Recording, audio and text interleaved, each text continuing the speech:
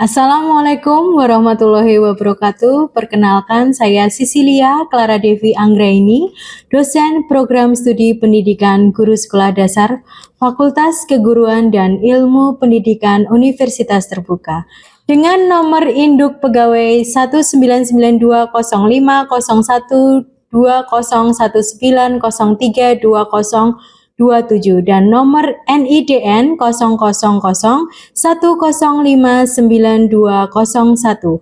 Berikut adalah mata kuliah ampuan saya, yaitu yang pertama materi dan pembelajaran PKN Sekolah Dasar, pembelajaran PKN di Sekolah Dasar, materi dan pembelajaran IPS di Sekolah Dasar, pendidikan IPS di Sekolah Dasar, dan karya ilmiah pendidikan guru sekolah dasar. Dalam kesempatan kali ini, izinkan saya menyampaikan mata kuliah ampuan saya, yaitu materi dan pembelajaran PKN di sekolah dasar. Video ini digunakan untuk memenuhi syarat sertifikasi dosen gelombang 1 tahun 2024. Mata kuliah materi dan pembelajaran PKN di sekolah dasar adalah mata kuliah yang wajib diambil oleh mahasiswa program studi pendidikan guru sekolah dasar semester 8 dengan bobot 3 SKS. Deskripsi mata kuliah ini mengkaji tentang materi dan menentukan strategi pembelajaran PKN di sekolah dasar yang ditekankan pada kesesuaian dan keperluan saat ini, yang membahas tentang paradigma baru PKN di sekolah dasar, individu sebagai insan Tuhan Yang Maha Esa, makhluk sosial dan warga negara Indonesia, sejarah perjuangan bangsa Indonesia dan semangat kebangsaan, kerangka sosial budaya masyarakat Indonesia, dan kebanggaan sebagai bangsa Indonesia. Pancasila dan Undang-Undang Dasar 1945, hak asasi manusia, demokrasi, hukum dan penegakan hukum, dan komunikasi sosial budaya Indonesia dan karakter warga negara Indonesia. Kemampuan yang diharapkan melalui mata kuliah ini, mahasiswa semester 8 diharapkan mampu mengimplementasikan materi dan pembelajaran PKN SD dalam konteks dasar kewarganegaraan, rincian materi dan instrumen penilaian yang relevan dengan berorientasi pada pengembangan kecerdasan tanggung jawab dan partisipasi warga negara dengan tepat sesuai dengan standar kurikulum Prodi Pendidikan Guru Sekolah Dasar Universitas Terbuka. Materi dan pembelajaran terdiri dari yang pertama, paradigma baru PKN SD atau MI. Yang kedua, materi dan pembelajaran individu sebagai insan Tuhan Yang Maha Esa, makhluk sosial dan warga negara Indonesia. Yang ketiga, materi dan pembelajaran sejarah perjuangan bangsa Indonesia dan semangat kebangsaan. Yang keempat adalah materi dan pembelajaran keragaman sosial budaya masyarakat Indonesia dan kebanggaan sebagai bangsa Indonesia. Yang kelima, materi dan pembelajaran Pancasila dan Undang-Undang Dasar Negara tahun 1945. Yang keenam, materi dan pembelajaran hak asasi manusia. Yang ketujuh, materi dan pembelajaran demokrasi. Yang kedelapan, memahami materi dan mampu membelajarkan hukum dan penegakan hukum. Yang kesembilan, materi dan pembelajaran komunikasi sosial budaya Indonesia dan karakter warga negara Indonesia baru. Capaian pembelajaran lulusan program studi yaitu mahasiswa mampu menunjukkan sikap bertanggung jawab atas pekerjaannya di bidang keahliannya secara mandiri. S7. Kemudian yang kedua, mahasiswa mampu menunjukkan kinerja mandiri, bermutu dan terukur. Keterampilan umum 2. Kemudian yang ketiga, mahasiswa mampu menguasai prinsip dan teori materi dan pembelajaran PKN sekolah dasar P1. Kemudian mahasiswa mampu menerapkan konsep nilai-nilai pendidikan karakter pada berbagai program di sekolah dasar. Keterampilan khusus 2. CPMK dalam hal ini yaitu mahasiswa semester 8 diharapkan mampu mengimplementasikan materi dan pembelajaran PKN SD dalam konteks dasar kewarganegaraan, rincian materi dan instrumen penilaian yang relevan dan berorientasi pada pengembangan kecerdasan, tanggung jawab dan partisipasi warga negara dengan tepat sesuai dengan standar kurikulum program studi pendidikan guru sekolah dasar Universitas Terbuka. Dalam mata kuliah ini, materi pembelajaran PKN di SD, mahasiswa diharapkan mampu untuk menjelaskan paradigma baru pembelajaran PKN di SD sesuai dengan analisis kompetensi mata kuliah dengan benar.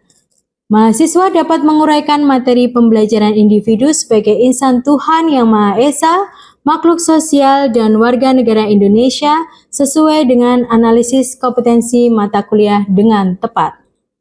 Yang ketiga, mahasiswa dapat menguraikan materi sejarah perjuangan bangsa Indonesia dan semangat kebangsaan sesuai dengan analisis kompetensi mata kuliah dengan benar. Yang keempat, mahasiswa dapat menguraikan materi dan pembelajaran keragaman sosial budaya masyarakat Indonesia dan kebanggaan sebagai bangsa Indonesia sesuai dengan analisis kompetensi mata kuliah dengan benar. Yang kelima adalah mahasiswa dapat menguraikan materi dan pembelajaran Pancasila dan Undang-Undang Dasar 1945 sesuai dengan analisis kompetensi mata kuliah dengan tepat. Yang keenam, mahasiswa dapat menguraikan materi dan pembelajaran hak asasi manusia sesuai dengan analisis kompetensi mata kuliah dengan benar. Yang ketujuh, mahasiswa dapat menguraikan materi dan pembelajaran demokrasi sesuai dengan analisis kompetensi mata kuliah dengan tepat. Yang kedelapan, mahasiswa dapat menerapkan materi dan pembelajaran hukum dan penegakan hukum sesuai dengan analisis kompetensi mata kuliah dengan benar. Yang kesembilan, mahasiswa dapat menerapkan materi dan pembelajaran komunikasi sosial budaya Indonesia dan karakter WNI sesuai dengan analisis kompetensi mata kuliah dengan tepat. Untuk model pembelajaran, yang pertama pendekatan menggunakan student-centered learning yang berorientasi pada mahasiswa. Metode atau strateginya yaitu menggunakan pembelajaran mandiri, ceramah, flip room melalui LMS, learning management system, diskusi, presentasi, tanya jawab, dan case method. Interaksinya menggunakan secara sinkronus langsung melalui tutorial webinar dan tutorial tatap muka, dan asinkronus tidak langsung melalui tutorial online. Saat ini saya mengampu mata kuliah materi dan pembelajaran PKN Sekolah Dasar melalui tutorial online. Kegiatan tutorial online terdiri dari 16 minggu di mana 4 minggu pertama sebelum tutorial dilakukan oleh mahasiswa melalui belajar mandiri melalui buku materi pokok atau yang disebut dengan BMP. 8 minggu tutorial online dan 3 minggu setelah tutorial online belajar mandiri untuk persiapan ujian. Indikator penilaiannya yaitu 20% untuk kehadiran, 30% untuk partisipasi dalam diskusi, 50% untuk tugas tutorial. Tugas diberikan pada minggu ketiga, 5, dan 7 dalam tuton dalam bentuk analisis kasus. Nilai tuton berkontribusi sebesar 30% dan UAS sebesar 70%. Berikut adalah contoh perkuliahan PDGK 4401 materi dan pembelajaran PKN Sekolah Dasar yang dilakukan melalui tutorial webinar. Dalam tutorial webinar ini akan dibahas terkait materi dan pembelajaran keragaman sosial budaya masyarakat Indonesia dan kebanggaan sebagai bangsa Indonesia. Materi ini merupakan materi pembahasan pada modul 4 dalam buku materi pokok materi dan pembelajaran PKN Sekolah Dasar. Selamat menyaksikan. Bismillahirrahmanirrahim. Assalamualaikum warahmatullahi wabarakatuh. Waalaikumsalam warahmatullahi wabarakatuh. Ya, apa kabar teman-teman semuanya? Alhamdulillah baik, Bu. Ya, semuanya dalam keadaan sehat-sehat ya, teman-teman. Alhamdulillah sehat, Bu.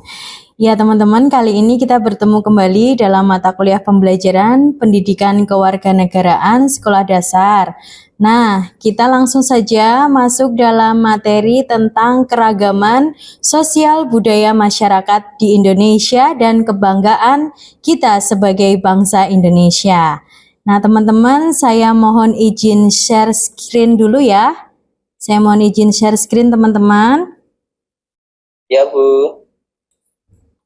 Oke teman-teman, dalam pertemuan kali ini kita akan membahas tentang materi dan pembelajaran keragaman sosial budaya masyarakat Indonesia dan kebanggaan sebagai bangsa Indonesia. Nah, Untuk materi dan pembelajaran keragaman sosial budaya masyarakat Indonesia dan kebanggaan sebagai bangsa Indonesia di sini dibagi menjadi 3 ya teman-teman yang akan kita bahas nanti. Yang pertama adalah keragaman sosial budaya masyarakat Indonesia. Yang kedua, kebanggaan sebagai bangsa Indonesia. Yang ketiga, pembelajaran keragaman sosial budaya masyarakat itu sendiri dan kebangsaan sebagai bangsa Indonesia. Jadi teman-teman, keragaman sosial budaya itu adalah perbedaan dalam masyarakat yang berpengaruh terhadap cara hidup sehari-hari ya. Teman-teman, untuk keragaman sosial budaya di Indonesia itu sangat erat ya kaitannya dengan Bhinneka Tunggal Ika, yaitu semboyan negara kita. Ada yang tahu arti dari Bhinneka Tunggal Ika? Saya Bu. Ya, apa Mas Yudi? Bisa dijelaskan maknanya dari Bhinneka Tunggal Ika itu sendiri? Ya, Bhinneka Tunggal Ika itu meskipun berbeda-beda tapi tetap satu jua, Bu. Iya, tepat sekali ya Mas Didik. Jadi semboyan negara kita Bhinneka Tunggal Ika artinya berbeda-beda tetapi tetap satu juga. Maksudnya adalah tetap satu tujuan. Nah, semboyan ini menggambarkan persatuan dan kesatuan bangsa Indonesia yang memiliki keragaman suku bangsa, budaya, bahasa daerah, agama dan kepercayaannya, ras ataupun antar golongan. Nah, teman-teman, untuk selanjutnya yaitu kita akan membahas ya apa latar belakang adanya keberagaman sosial budaya di Indonesia, yaitu keberagaman bangsa Indonesia yang dilatar belakangi oleh jumlahnya ya suku bangsa di Indonesia yang mendiami wilayah Indonesia yang sangat banyak dan tersebar di mana setiap suku bangsa tersebut mempunyai ciri atau karakter tersendiri baik dalam aspek sosial maupun budayanya. Nah, kemudian ciri dan karakteristik tersendiri yaitu adanya keberagaman suku bangsa ya teman-teman. Nah, kita tahu di Indonesia itu dari Sabang sampai Merauke, dari Aceh sampai Jayapura ada macam-macam ya teman-teman keragaman suku bangsa, yaitu ada suku Dayak, kemudian teman-teman tahu ada suku Madura, kemudian ada suku Bugis, dan lain sebagainya. Oke teman-teman, untuk selanjutnya ya, ciri karakteristik tersendiri yaitu selain keragaman suku bangsa, ada keragaman bahasa. Contohnya ya teman-teman, beberapa di Indonesia ada bahasa yang berbeda-beda. Yang pertama ada bahasa Aceh, kemudian ada bahasa Batak ya, kemudian ada Betawi di Jawa Barat, kemudian ada Sunda, kemudian ada bahasa Jawa, seperti saya ini ya orang Jawa ya, agak lembut ya gitu teman-teman ya, dan sebagainya. Jadi berbeda-beda. Jadi untuk itu ciri karakteristik masyarakat itu beragam ya. Selain itu juga ada keragaman rumah adat teman-teman. Nah, ada rumah adat yang berbeda-beda ya. Yang pertama ada rumah adat contohnya Lengkong ya di Jawa Barat. Kemudian ada adat rumah joglo yang ada di Jawa Tengah dan lain sebagainya. Nah, selain itu ada keragaman pakaian tradisional teman-teman. Ada pakaian blangkon dan baju sorban di Yogyakarta ya, kemudian ada ulos dan sabe-sabe dari Sumatera Utara dan sebagainya. Nah, selain itu, ciri karakteristik dari masyarakat Indonesia ada keragaman makanan khas. Nah, ini yang suka pada kuliner ya teman-teman. Nah, kelihatan ini ya Mas Didi ya, Mas Hafiz, kemudian Mbak Nafisa yang suka kuliner ya, pasti dari bermacam-macam ya. Kalau di Padang ada nasi Padang, kemudian yang suka kuliner gudeg ada gudeg dari Yogyakarta, kemudian ada empek-empek dari Palembang dan lain sebagainya. Kemudian ada lagi siapa yang tahu untuk perbedaan makanan khas keragaman budaya bangsa kita? Ada yang tahu teman-teman di sini? Saya Bu, ada Iya Mas ayam Hafiz. betutu Oh, ayam betutu ya. Dari mana Mas Hafiz? dari Bali. Oh iya, dari Bali. Suka ya makan ayam betutu. Oke, benar sekali. Kemudian ada keragaman agama teman-teman. Jadi dari agama Islam, Protestan, kemudian ada agama Kristen, Katolik, Buddha, kemudian Hindu dan sebagainya. Kemudian ada keragaman kesenian ya. Kesenian maksudnya tari-tarian yang berbeda. Misalkan di Jawa Tengah ya ada tari gambyong. Kemudian untuk di Jawa Timur itu ada jaranan. Kemudian kalau kebudayaan kesenian reog ada di Ponorogo. Nah, ini tadi adalah 5 tipe konstruksi keragaman budaya menurut Wan Mutakin berdasarkan mata pencahariannya ya. Yang pertama di Indonesia itu ada budaya tipe yang suka berkebun secara sederhana ya, dengan keladi dan ubi jalar misalnya sebagai tanaman pokoknya dan dalam kombinasi dengan berburu atau meramu teman-teman. Nah, penanaman padi tak dirasakan, sistem dasar kemasyarakatannya berupa desa terpencil tanpa diferensiasi dan stratifikasi yang berarti. Kemudian ada tipe masyarakat pedesaan dengan ladang bersawah. Nah, ini ada 2 sama, yang satunya budaya bersawah, satunya budaya berladang. Nah, untuk budaya berladang teman-teman, jadi tidak harus kalau di berladang itu tidak harus di sawah ya, seperti contohnya bisa menanam jagung. Kemudian teman-teman di terasering seperti itu, kalau di daerah di sini di Tawangmangu banyak sekali yang berladang, ada umbi-umbian, kemudian kol, sayur dan sebagainya. Kemudian juga ada budaya bersawah ya teman-teman, bercocok tanam di sawah dengan padi sebagai tanaman pokoknya. Nah, sistem dasar kemasyarakatannya berupa komunitas petani dengan diferensiasi dan stratifikasi sosial yang agak kompleks. Masyarakat kota yang menjadi arah orientasinya itu mewujudkan suatu peradaban bekas kerajaan pertanian bercampur dengan peradaban kepegawaian dibawa oleh sistem pemerintahan kolonial. Nah, semua gelombang ini berpengaruh terhadap kebudayaan asing yang dialami, seperti halnya pada kebudayaan Bali. Gelombang berpengaruh pada contoh kebudayaan Sunda, Jawa, dan sekitarnya. Kemudian ada lagi teman-teman, ada budaya masyarakat kota. Tipe ini, tipe konstruksi keragaman budaya menurut Wan Mutakin, itu berdasarkan mata pencahariannya berbeda. Tadi yang asalnya dari berkebun, berladang, bersawah biasanya dilakukan di masyarakat desa yang tanahnya luar biasa ya, besar teman-teman. Beda dengan masyarakat kota yang lebih kecil daerahnya. Jadi mata pencahariannya akan berbeda juga. Jadi tipe masyarakat perkotaan ini mempunyai ciri-ciri pusat pemerintahan dengan sektor perdagangan dan industri yang lemah.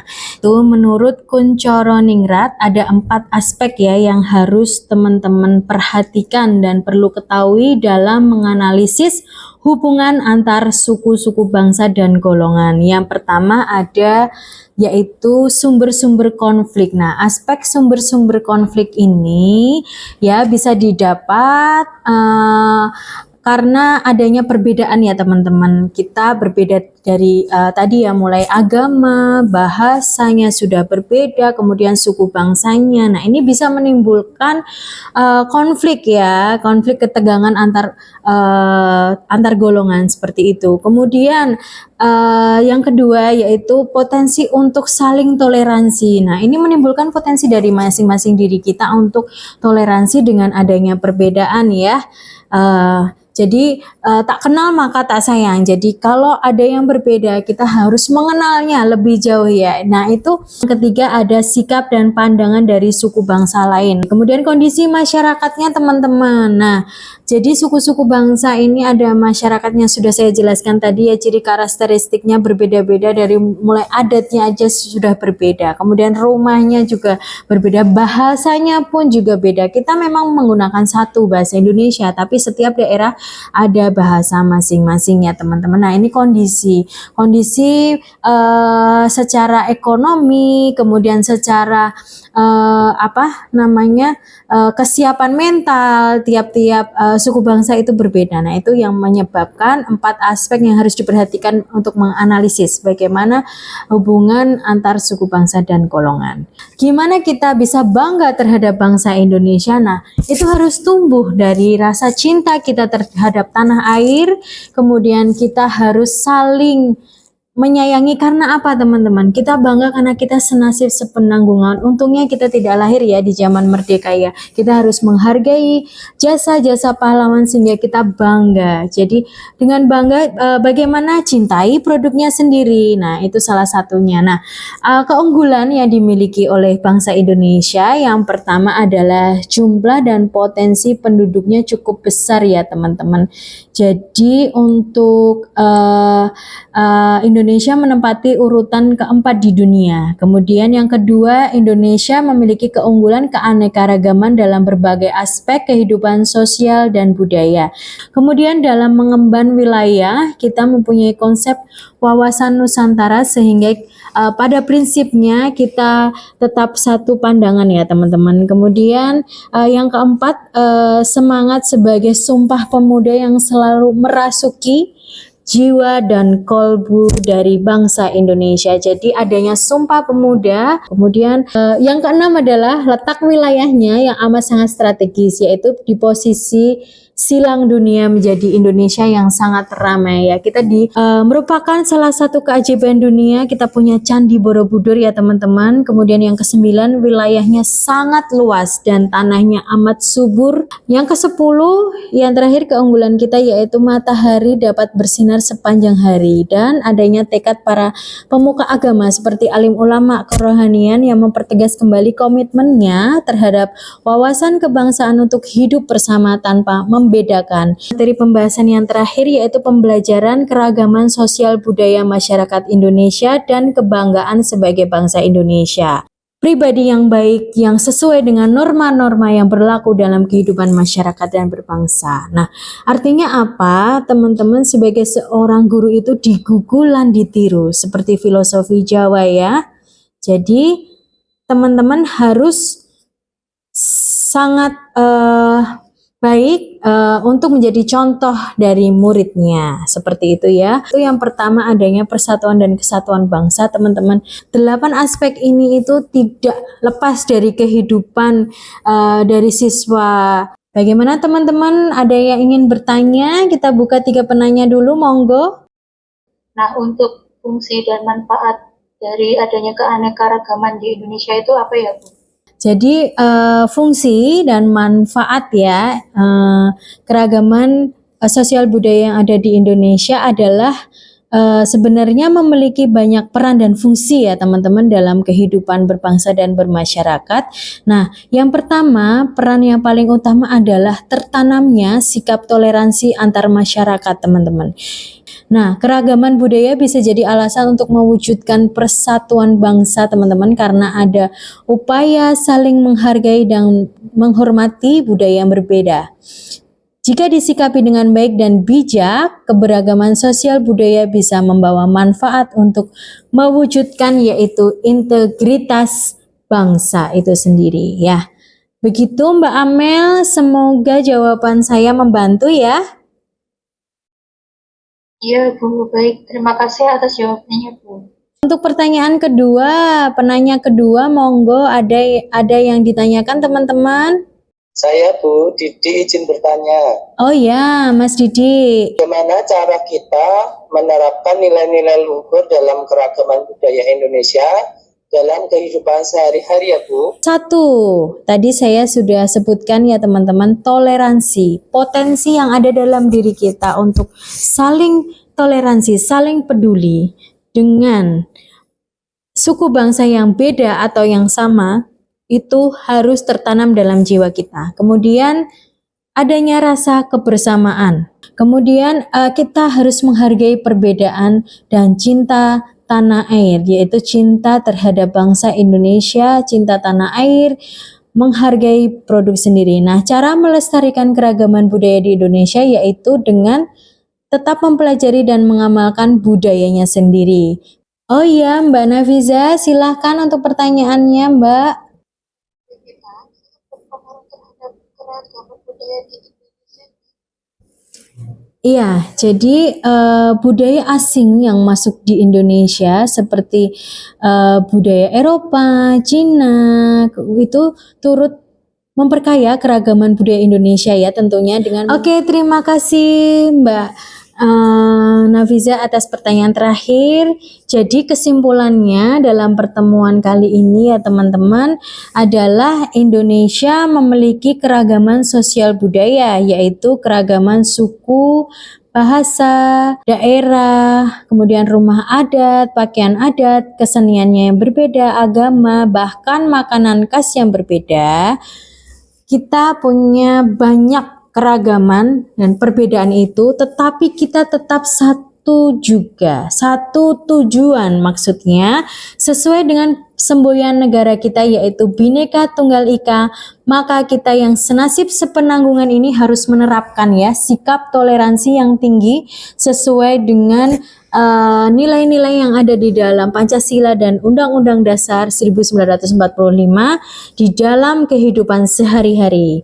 Sebagai seorang guru yang profesional nanti, teman-teman harus menerapkan ya nilai-nilai yang ada dalam Pancasila dan UUD dalam kehidupan sehari-hari. Karena apa teman-teman? Karena walaupun berbeda, kita akan tetap bersatu karena kita satu tujuan, yaitu kita keragaman sosial budaya bangsa Indonesia. Kita adalah bangsa Indonesia itu sendiri ya. Iya, saya mohon izin untuk stop screen ya teman-teman. Oke, terima kasih. Jadi kesimpulan dalam pertemuan kali ini adalah Indonesia memiliki keragaman sosial budaya yaitu beragam-ragam suku, bangsanya, bahasa daerahnya berbeda, rumah adatnya, pakaian adat, kesenian, agama, bahkan makanan khas yang berbeda. Nah, dari perbedaan semua itu, tetapi kita tetap satu tujuan teman-teman, yaitu kita adalah bangsa Indonesia. Sesuai dengan semboyan negara kita Bhinneka Tunggal Ika, maka kita yang senasib sepenanggungan harus menerapkan sikap toleransi dalam diri kita yang tinggi sesuai dengan nilai-nilai yang ada dalam Pancasila dan Undang-Undang Dasar 1945. Sebagai seorang guru kita harus menetapkan dalam kehidupan sehari-hari. Jadi ingat teman-teman, sebagai guru profesional, guru yang bermartabat, teman-teman harus menggunakan nilai-nilai Pancasila dan UUD 1945 untuk kehidupan sehari-hari ya, sebagai pedomannya, karena untuk menyatukan dari keragaman sosial budaya itu untuk menjadi bangga, yaitu kita adalah bangsa Indonesia yang bangga terhadap bangsanya sendiri. Oke, baik teman-teman, atas perhatiannya yang diberikan, atas atensinya hari ini, saya ucapkan terima kasih teman-teman sudah bergabung dalam tutorial webinar kali ini dalam mata kuliah materi dan pembelajaran PKN SD dan dalam materi keragaman sosial budaya masyarakat di Indonesia dan kebanggaan terhadap bangsa Indonesia. Selamat melanjutkan aktivitasnya yang lain teman-teman, tetap semangat dan tetap sehat, dijaga konsistensinya ya. Kita belajar secara mandiri, kita bertemu lagi teman-teman di pertemuan berikutnya. Nah, silahkan jika ada yang ingin ditanyakan terkait materi berikutnya, nanti dicatat ya teman-teman, kita kerjakan di pertemuan berikutnya. Nah, untuk tugas teman-teman, tugasnya jangan lupa ya dikerjakan dan dikumpulkan tepat waktu teman-teman. Ingat, tepat waktu di learning management system di LMS-nya Universitas Terbuka ya. Kemudian terima kasih, sekian dari saya teman-teman. Saya akhiri pertemuan akhir ini. Akhir kata, wabillahi taufiq wal hidayah. Wassalamualaikum warahmatullahi wabarakatuh. Waalaikumsalam warahmatullahi wabarakatuh. Demikian tadi salah satu contoh pembelajaran secara tutorial webinar di Universitas Terbuka, mata kuliah, materi dan pembelajaran PKN di Sekolah Dasar, materi keragaman sosial budaya di Indonesia dan kebanggaan sebagai bangsa Indonesia. Semoga bisa memberikan informasi terkait pembelajaran secara sinkronis atau secara langsung di Universitas Terbuka. Saya Cecilia Clara Devi Anggraini, dosen pendidikan guru sekolah dasar Fakultas Keguruan dan Ilmu Pendidikan di Universitas Terbuka. Mohon pamit undur diri.